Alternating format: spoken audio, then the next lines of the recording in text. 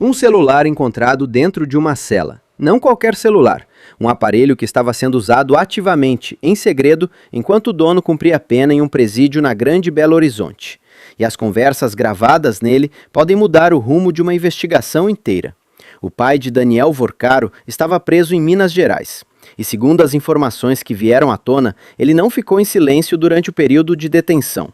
Muito pelo contrário. O homem teria conseguido manter em sua posse um telefone celular escondido dentro da unidade prisional. E por meio desse aparelho, teria estabelecido contato com figuras de peso da política brasileira. Nomes que frequentam os corredores do poder. Nomes que têm interesse direto no desenrolar das investigações que o envolvem. O detalhe que muda tudo, as autoridades já sabiam do celular, tinham um número. E ao que tudo indica, o aparelho estava grampeado muito antes de qualquer revista ser realizada na cela. Ou seja, cada conversa, cada mensagem enviada, cada contato feito durante aquelas semanas, tudo pode ter sido monitorado em tempo real.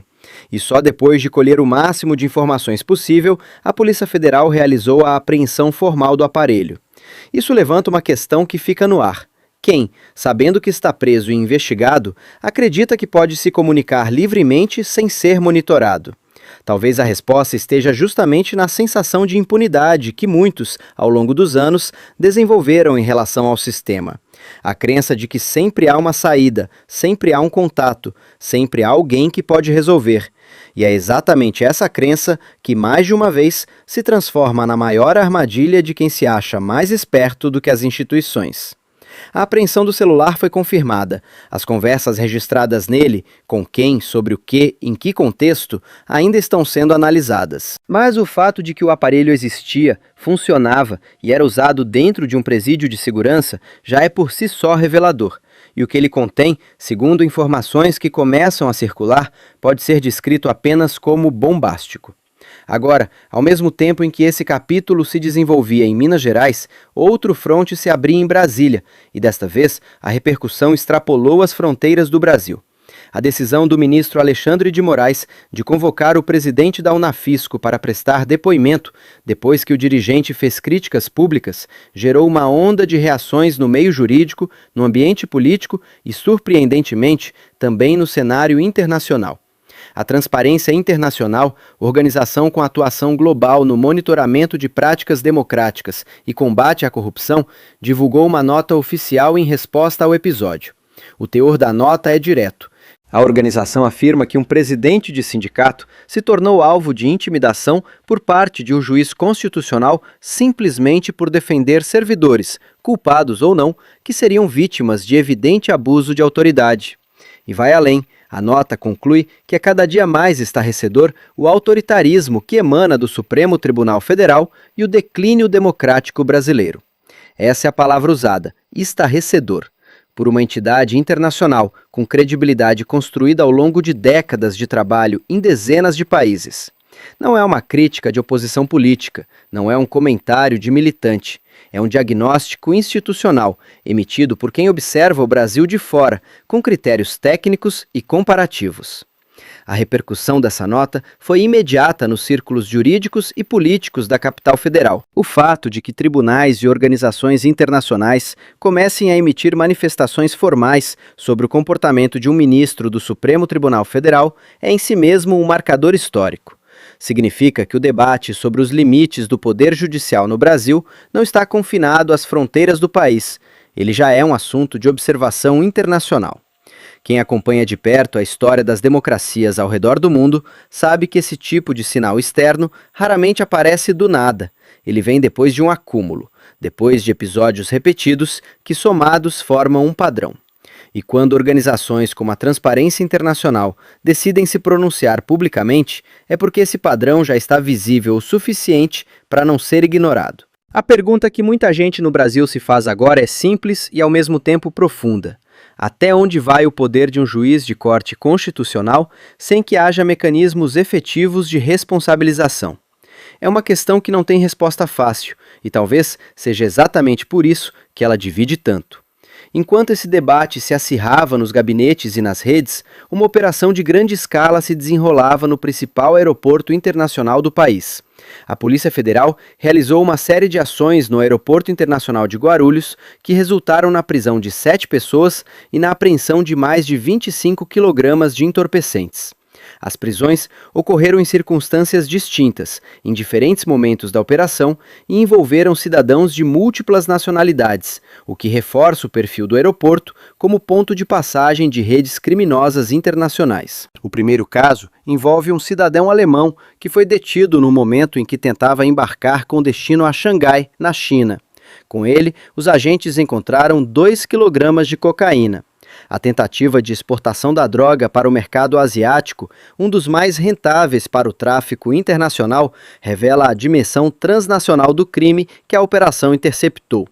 Logo em seguida, um passageiro angolano naturalizado brasileiro foi preso em situação ainda mais grave. Ele transportava cocaína em cápsulas escondidas dentro do próprio corpo. A técnica, conhecida como mula corporal, é uma das mais utilizadas pelo tráfico justamente porque dificulta a detecção por equipamentos convencionais. O homem foi encaminhado imediatamente a um hospital para acompanhamento médico. O terceiro caso de tráfico internacional foi desencadeado pelo acionamento da Receita Federal. Um cidadão norte-americano proveniente de Los Angeles, nos Estados Unidos, foi flagrado com 23 quilogramas de haxixe na bagagem. Sozinhos, esses 3 casos já configurariam uma operação expressiva, mas a ação da Polícia Federal foi além. Em ações separadas e independentes, 3 cidadãos brasileiros foram presos por crimes distintos. Um por furto qualificado, um por homicídio qualificado e um por inadimplência de pensão alimentícia. São situações radicalmente diferentes entre si, mas que convergem num ponto: o aeroporto de Guarulhos, um dos mais movimentados da América Latina, sendo usado como espaço de trânsito por pessoas com mandados em aberto ou flagradas em ato ilícito. E ainda houve um 7º caso, talvez o que mais gerou debate fora do âmbito estritamente policial.